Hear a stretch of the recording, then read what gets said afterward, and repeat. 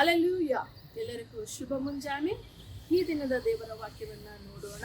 ಕೀರ್ತನೆ 56ನೇ ಅಧ್ಯಾಯದ 9ನೇ ವಾಕ್ಯ.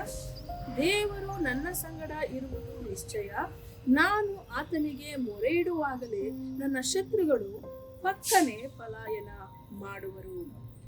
ನಾವು ದೇವರ ವಾಕ್ಯದಲ್ಲಿ, ಸತ್ಯವೇದದಲ್ಲಿ ಕೀರ್ತನೆಗಾರನು ಹೇಳಿರುವಂತಹ ವಾಕ್ಯಗಳನ್ನು ನೋಡ್ತಿದ್ದೇವೆ. ದೇವರು ನನ್ನ ಸಂಗಡ ಇರುವುದು ನಿಶ್ಚಯ. ಹೌದು ಪ್ರಿಯರೇ, ಯೇಸು ಕ್ರಿಸ್ತನು ನಮಗಾಗಿ ವಾಗ್ದಾನ ಮಾಡಿದಂತಹ ಪವಿತ್ರಾತ್ಮನು ನಮ್ಮೊಟ್ಟಿಗೆ ಇರುವವರಾಗಿದ್ದಾರೆ. ಎಲ್ಲಾ ಕಡೆಯಲ್ಲಿಯೂ ನೀವು ಹೋಗುವಂತಹ ಪ್ರತಿಯೊಂದೊಂದು ಕಾರ್ಯಗಳಲ್ಲಿಯೂ ಕೂಡ ದೇವರು ನಿಮ್ಮೊಟ್ಟಿಗೆ ಇರುವಾತನಾಗಿದ್ದಾನೆ. ಆ ದೇವರು ನಿಮ್ಮೊಟ್ಟಿಗೆ ಇರುವಾಗ ನೀವು ಯಾವಾಗಲೆಲ್ಲ ಆತನಲ್ಲಿ ನೀವು ಮೊರೆ ಇಡುತ್ತೀರೋ ಆಗ ಶತ್ರುಗಳು ಓಡಿ ಹೋಗುವವರಾಗಿದ್ದಾರೆ.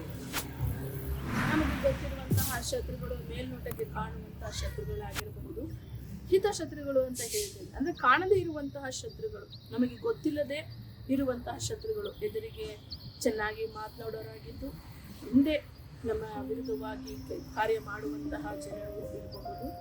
ಈ ರೀತಿಯ ಶತ್ರುಗಳು, ಪ್ರತಿಯೊಂದೊಂದು ಶತ್ರುಗಳನ್ನ ದೇವರು ತಿಳಿದವರಾಗಿದ್ದಾರೆ. ಯಾಕಂದ್ರೆ ದೇವರ ವಾಕ್ಯದಲ್ಲಿ ನಾವು ನೋಡ್ತೇವೆ, ನಮ್ಮ ಮನಸ್ಸಿನಲ್ಲಿ ಏನಿದೆ ಎಂಬುದಾಗಿ, ಅಂದ್ರೆ ನಮ್ಮ ಅಂತರಂಗವನ್ನ ತಿಳಿದಿರುವಾತನು ದೇವರಾಗಿದ್ದಾನೆ. ಆದುದರಿಂದ ಯಾರ ಮನಸ್ಸಿನಲ್ಲಿ ಯಾವ ಕಾರ್ಯಗಳು ಯಾರ ವಿರುದ್ಧವಾಗಿ ಯಾರ ಪರವಾಗಿ ಮಾಡ್ತಾರೆ ಎಂಬುದಾಗಿ ದೇವರಿಗೆ ತಿಳಿದಿದೆ. ನಮ್ಮೆಲ್ಲರ ಆಲೋಚನೆ ದೇವರ ಮುಂದೆ ಬಟ್ಟ ಬಯಲಾಗಿದೆ. ಯಾರು ಕೂಡ ಅವರಿಂದ ಮುಚ್ಚಿಡೋದಕ್ಕೆ ಸಾಧ್ಯವೇ ಇಲ್ಲ. ಸತ್ಯವನ್ನ ಯಾರು ಎಷ್ಟೇ ಮುಚ್ಚಿಟ್ಟರೂ ಕೂಡ ಆ ಸತ್ಯ ತಾನಾಗಿ ಒಡೆದುಕೊಂಡು ಬರುವಂತದ್ದಾಗಿದೆ.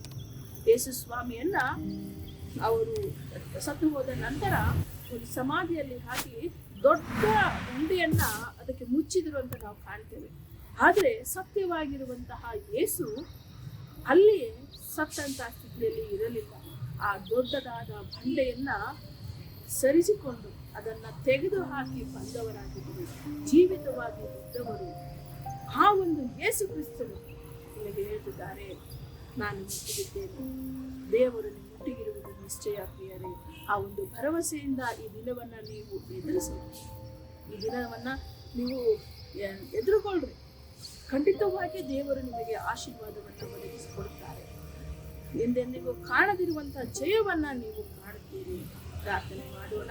ಸ್ತೋತ್ರ ಕರ್ತನೆ, ಅಪ್ಪ, ಈ ಒಂದು ಪ್ರಾರ್ಥನೆಯನ್ನ ಕರ್ತನೆ ನಿನ್ನ ನಾಮದಲ್ಲಿ ನಾವು ಮಾಡುವಾಗ ಈ ಒಂದು ಕಾರ್ಯಕ್ರಮವನ್ನ ನೋಡುತ್ತಾ ಕೇಳುತ್ತಾ ಯಾರೆಲ್ಲ ಏಸಪ್ಪ ನಿನ್ನ ಸನ್ನಿಧಾನದಲ್ಲಿ ನನ್ನೊಟ್ಟಿಗೆ ಸೇರಿ ಪ್ರಾರ್ಥನೆ ಮಾಡ್ತಿದ್ದಾರೋ ಅವರೆಲ್ಲರ ಜೀವಿತದಲ್ಲಿ ನೀವು ಇದ್ದವರಾಗಿ ಅವರನ್ನು ಆಶೀರ್ವದಿಸಿ, ಯಾವ ಶತ್ರುಗಳು ಅವರ ವಿರುದ್ಧವಾಗಿ ಕಾರ್ಯವನ್ನ ಮಾಡದ ಹಾಗೆ ಅಪ್ಪ ಅವರೆಲ್ಲರನ್ನ ಕಾದು ರಕ್ಷಿಸಿ ಕಾಪಾಡಬೇಕಾಗಿ ಪ್ರಾರ್ಥನೆ ಮಾಡ್ತಿದ್ದೇನೆ.